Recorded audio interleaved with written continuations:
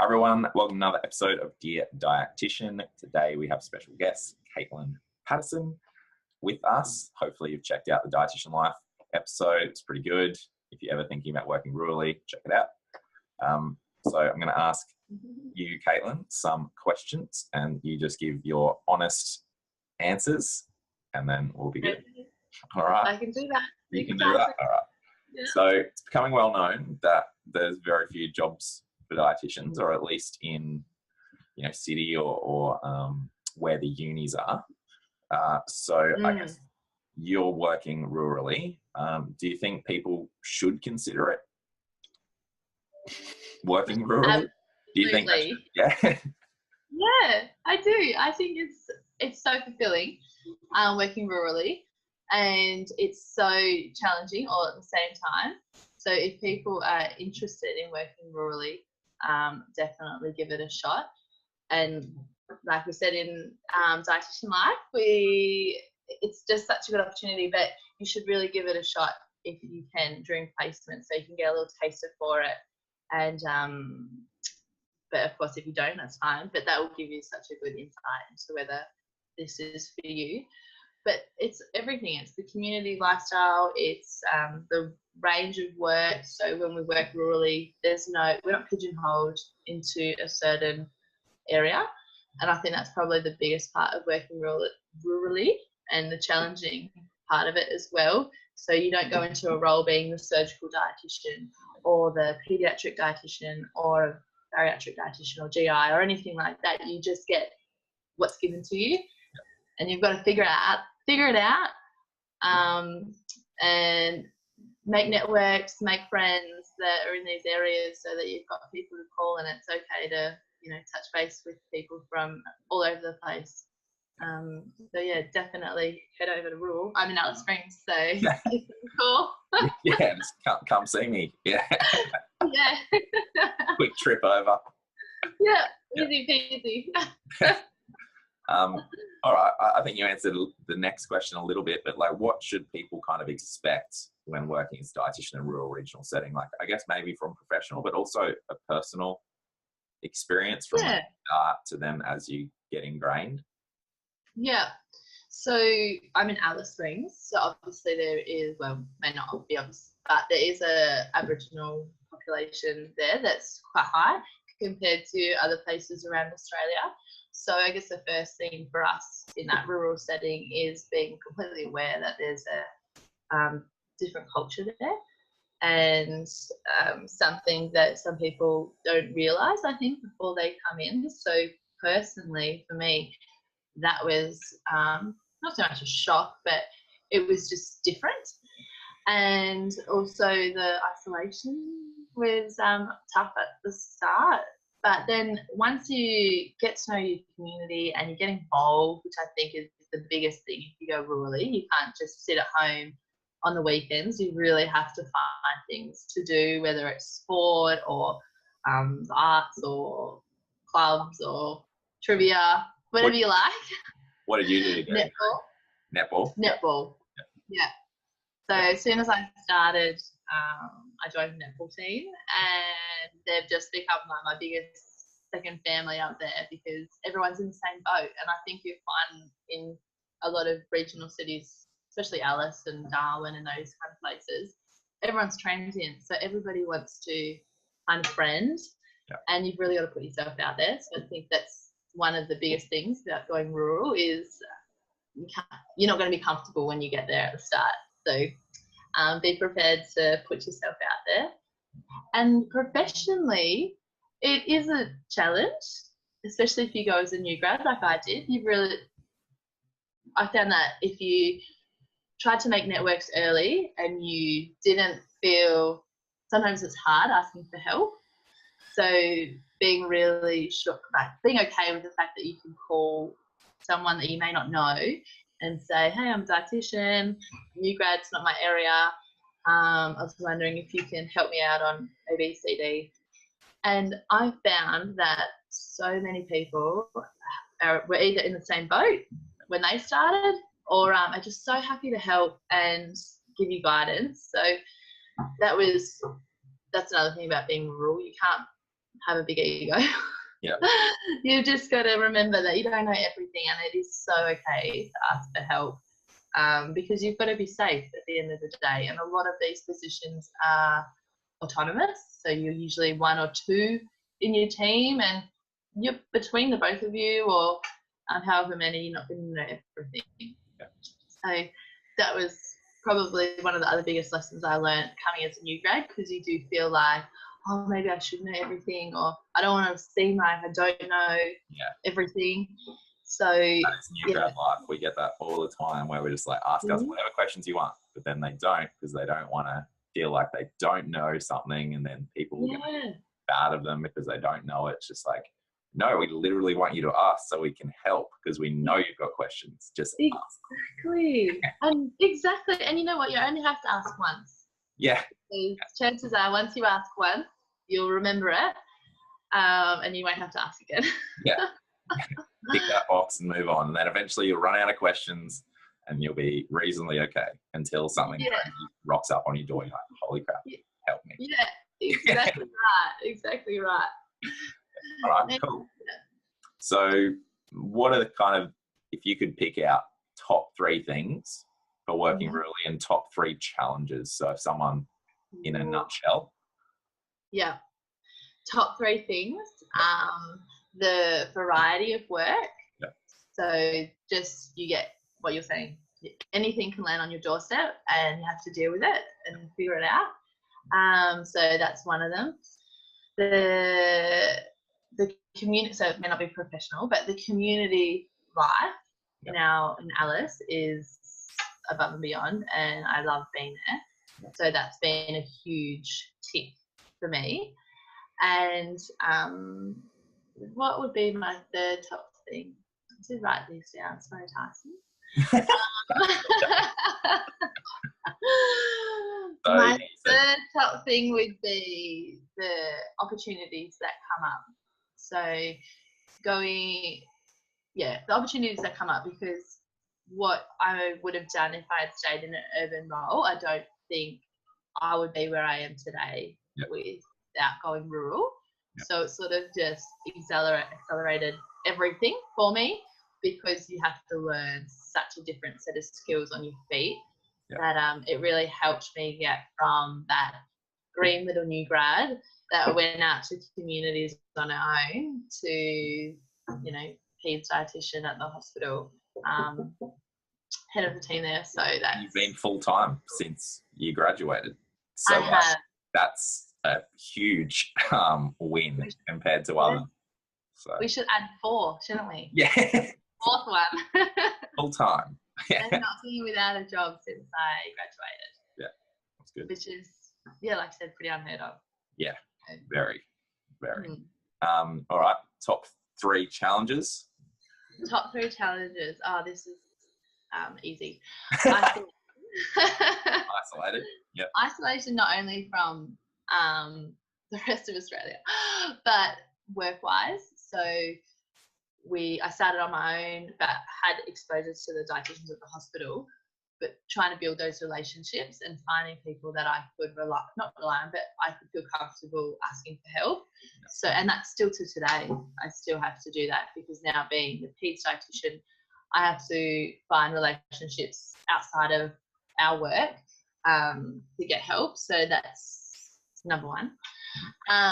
Secondly, the challenge is PD events and networking. We do get them, and we've got webinars, and you know, we've got professional development opportunities and funding, but you know, in the city you can go on a Friday night or over a lunchtime and head down to some PD event that's happening in your field, or not, whatever. So we don't have that as readily available, and that's not from, of course, like trying and doing it within your own department, but we're just a long way away. So that was number 2. And the third challenge would be staffing. It's so transient, our department, and I think because I have been there for a while, I realised that's the case. But we have I have colleagues that really struggle with the fact that Monday they're on surgical ward, and then come Friday they may have to jump into ICU because either someone's sick or someone's quit, short notice, or we haven't been able to fill the position in time. Yep. So that's probably the third challenge is staffing and retention. And even though my manager is amazing and tries to make it as seamless as possible, I guess that's just something that comes with the territory of rural. Yeah. I think in a lot of roles it happens anyway. Like we haven't had that much in terms of turnover, but then you do see it happening a lot. And in private practice in general, there's a lot of people starting their own clinic or business and then realizing that it wasn't what they thought, and then they would bail and try and get another job somewhere else, and then they'd just be, all of a sudden there's like 5 people in 5 different clinics and then there's none, and you're like, well, where did they go? What happened? At least with yours, like, you know, they've gone somewhere else. They've probably gone back home because they couldn't deal with the isolation or whatever. But I think, you know, when you put down roots, obviously you then benefit from that progression. And while other people are being transient, if you're staying the same, then you're only just heading up. So it's pretty good. That's so true. Yeah. So true. What advice would you give dietitians and new grads wanting to work rurally? I guess you've kind of answered that. Hey, is there a certain person that's suited? So you said autonomous. Yep. Proactive. So confident. Confident. Yeah. Ish. Yeah. I guess you probably hear this a lot when you're on placement, and even in your first years, like, know where to find the answers. Yeah. So proactive and confident, but back yourself, because, you know, you're only going to get it wrong once and you'll know, oh, that wasn't the right place. So being confident that you can look for the answers and ask people. So, and you want to be able to talk to people. So do you think it's more extroverted type stuff, or it's someone that's introverted that is willing to push themselves to, you know, because you mentioned earlier, like in Dietitian Life, that going out in communities and kind of drumming up business almost. Yeah. So, well, I would never have called myself an extrovert. So I wouldn't think that they would need to be, but I guess, that introvert that is prepared to feel uncomfortable for a short amount of time. Of course, if you don't think you could ever walk up to someone in the street and say, my name is, and this is what I do, then it's probably not for you. But just, confident, or know that you have the ability to drum up business and that it's okay to walk out there and put yourself out there. So maybe an extrovert, but I would never have said I was one. So, I don't know. Friendly. I probably wouldn't say you were an extrovert either, but you get along with everyone, so that obviously helps. I think, that is put a smile on your face and say hello and get you a long way. And be okay with making a fool out of yourself and laughing at yourself when you do make mistakes, rather than going and like being really insular. Yeah, that's so true. Yeah. And I guess, I know we probably spoke about it, but I guess one thing that I wanted to, like, my take-home message, and I thought, I've been thinking, I always think about it, but I want students and new grads to know that it's okay to make a mistake and it's okay to ask questions, because maybe people said that to me and I didn't listen, but I feel like I was so like, I have to do it all properly and I can't possibly make an error. But you can, and you can ask questions. So that would be my biggest thing that I've learned. Yeah. Still make mistakes and still be successful in a role and in your career. Yeah, exactly. Yeah. That's good. Do you have any other questions or things you would like to say? Or does that kind of sum it all up there? I think that kind of sums it up. Do you get a lot of people that ask you about rural placements? And no, not a lot. Although recently when we did this Dietitian Life Scholarship, we had about think 3 or 4 people that were like, I want to work regionally or rurally. Like they want to do it. So you're a good contact that we have that we can go, well, if you're thinking about a job, yeah, and they're like graduating the end of the year. So I don't think we get a lot of people, because a lot of people kind of shy away. I know there's other people that are like, no, I do not want to go rurally. I don't want to do a placement rurally. I don't want to do that. And that kind of shortens their opportunity to actually get work. Absolutely. Like, we know people from our class that weren't going to move anywewhere. They didn't all get full-time jobs. Some for years after that. So I don't even know if some people didn't even get jobs. So that's so true, isn't it? You do need to put yourself out there, and even if you don't think rural is for you, I thought I was going for 12 months, but 6 years, 7 years, 6 years down the track, still there. So that is so true. You have to be prepared to move around at the start, because take a leap. Take a leap. You're probably a good example of that. Me, with your business and everything. Well, when I took a leap, I also did Northern in WA as my first job, and that was full time, and that was in community by myself. It's like 2 hours east of Perth. Yeah. So one town, like one street town with 5 pubs in the street. 5 pubs. 5 pubs. Aboriginal communities around. And then you had to build the service and end up getting into a school and into an Aboriginal health service and all this stuff just from me being there. So it was like you say, the isolation was brutal. It was probably more so there. Like, it was easy on the weekends to go to Perth, so that was cool. But in the town, anyone that was over the age of 18 had bailed.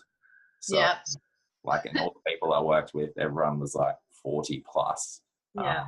So weekends there, and they said don't really go out at night. So it was like one of those things where, all right, so just go to work, go back to my place where I'm staying, watch some TV, and then on weekends just escape down to Perth.